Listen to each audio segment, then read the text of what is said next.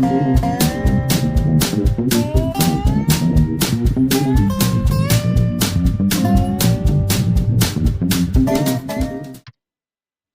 everyone, welcome to Greyhammer, and today we're going to be doing a course called D&D for Dingbats. This is my kind of take on the for dummies, but I wanted to make it mine. So, we're going to do this first episode as kind of a brief introduction to some basic concepts of D&D, kind of a vast 30,000 view of kind of what classes and abilities even are. So, abilities. They act as the numerical representation of your character's physical and mental attributes. The lowest ability that you can have is a 3, the average ability is around a 10, and then the highest ability you can have from the dice rolls is an 18. So keep your mind on that in later episodes. This doesn't make sense right now, but in other episodes this will come together. This is just a brief overview of that. So one ability is strength.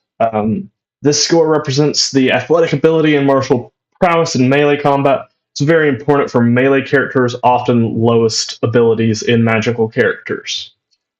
Dexterity represents your acrobatics and your sleight of hand, and your martial prowess in ranged combat and some melee combat, but that's another topic.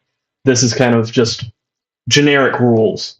Dexterity is important for ranged characters, often lower in brute strength characters, but dexterity is useful in other ways. Constitution. It represents the toughness of your character, determines number of hit points as well. It is often prioritized with your frontline characters and less so with your magical or ranged characters.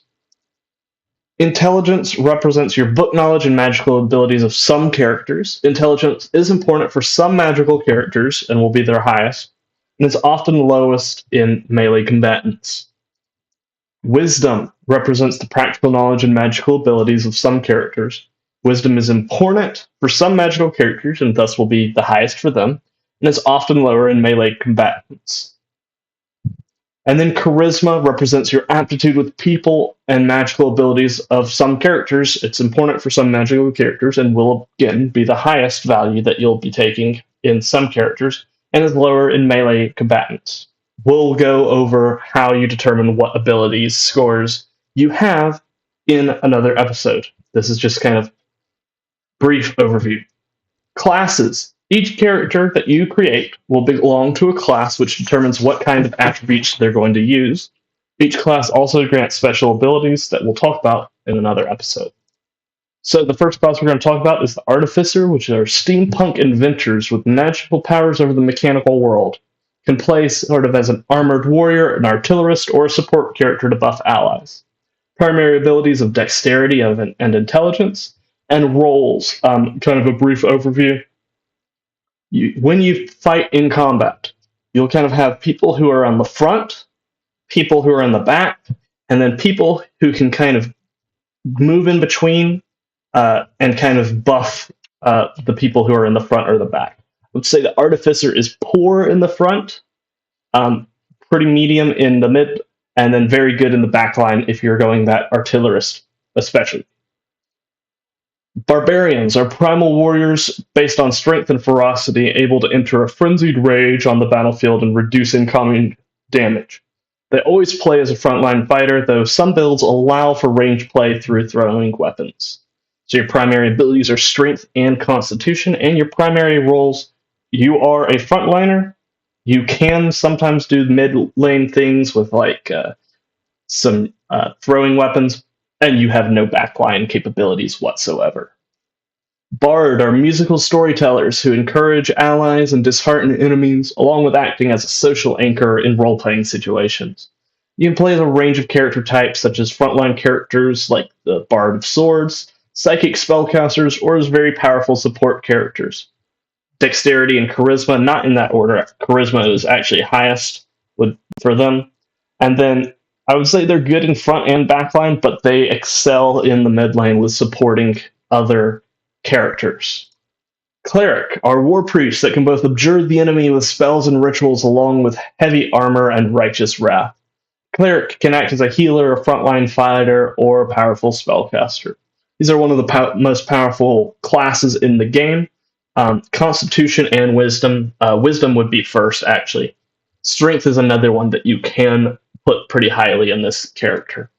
But I would say front and mid, very good. Backline, almost no existent. Long range spells with clerics. And you're not going to be using ranged attacks for the most part. But very good frontline, very good middle.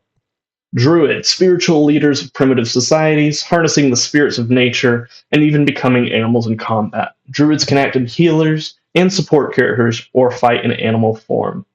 Their primary abilities are wisdom and intelligence, and they are best in the mid lane with their supporting spells, but you can do with different subclasses, which we'll talk about later, different roles in the front or back line. I would say front line is probably better for them due to their animal forms, but backline can also be made to work. Fighter, champions of the battlefield, fighters harness physical prowess and mental fortitude to bring down their foes. Fighters can act as either frontline combatants or as ranged specialists, raining down arrow fire. Primary abilities is strength or dexterity, depending on if you're going that frontline or the ranged specialist, and then pretty much always constitution. And again, fighters are really strong classes, being very good in the front or back line, so they're very good at.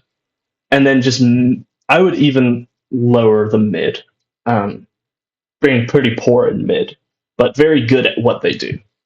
Monks, meditating warriors of remote monasteries, the monks act as paragons of spiritual mastery of the mind and body, able to deliver fierce blows with their fist. Monks act as skirmishers and lightly armored frontline fighters.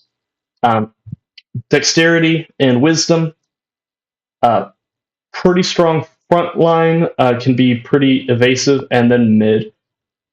There's an argument to be made that you could say that they're actually a mid character, where they are coming in and retreating back into what would be the mid lane, if you want to think of it that way, and then coming back in to fight later on.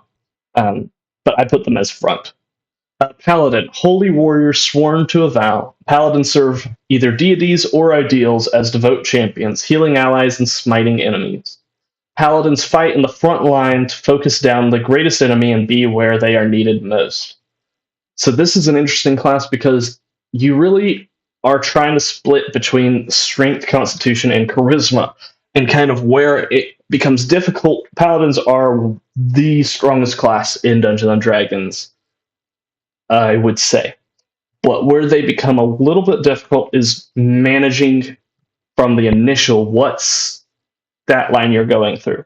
So are you going to be very good in melee? Are you going to be able to take a lot of hits? Or are you going to be able to do your smite abilities? But they are most definitely a front role. They are not good in any other role. Ranger. Pathfinders of the wilderness and hunters of wild beasts, rangers live in the wilderness and off the wilderness in order to protect the common folk from the wilderness. Rangers are most effective from a range, though they can also act in a supporting role. And you see, I gave them a little bit in front line because you can run them in a melee situation. They are dexterity and wisdom based, and then being best in the back line and okay in middle. Rogues. Assassins and thieves, pirates and scouts. Rogues act as hidden emissaries of governments and guilds, using their wit, tongue, and when needs must, daggers. Rogues act as a skirmishing character, ducking in and out of combat to strike where the enemy is weakest. Dexterity and charisma being their highest skills, and then similar to the rogue, I put them in the mid because, so in contrast to the monk, where I might have should have put the monk in this category, they are the essence of go in, attack, and move out. But they can also have some ranged attacks, and some of them can hold their own in combat. Sorcerer. Innate spellcasters from birth. Sorcerers draw from a noble heritage from which to cast their spells, be that a dragon or a demigod. Sorcerers act most exclusively as a backliner, using spells to hurl at their opponents from a distance.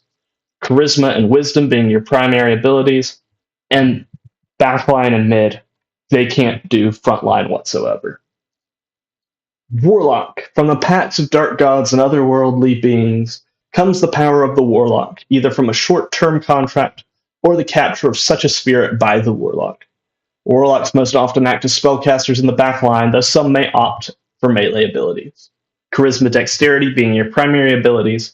You're going to want to play your Warlock typically in the backline, but there are some builds where you can play frontline. We will be going into depths on all of the classes in other episodes, so we'll look into that in full. And then your last class, you've got the Wizard. From dusty tomes and eldritch scrolls come the spells that the wizards learn, using the power of the mind to unlock ancient text and arcane scribbles. Wizards can cast their spells from far away, while a few use their spells to shield allies, and few others even use melee spells. Primary abilities of Intelligence and Dexterity. They are probably one of the most, of the three, like, spellcasters that are like almost entirely spellcasting, that being sorcerer, warlock, and wizard.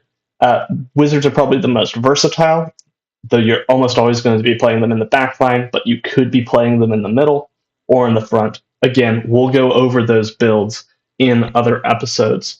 But that's going to be it for this episode, just kind of a broad view of what classes are. When we get into creating a character, we'll describe in greater detail all of these classes and kind of the ability hierarchy of where you're going to want to be putting your higher abilities in. But thank you for listening and watching, and like, comment, subscribe to let me know that you want more of this content. All right, see you next episode. Goodbye.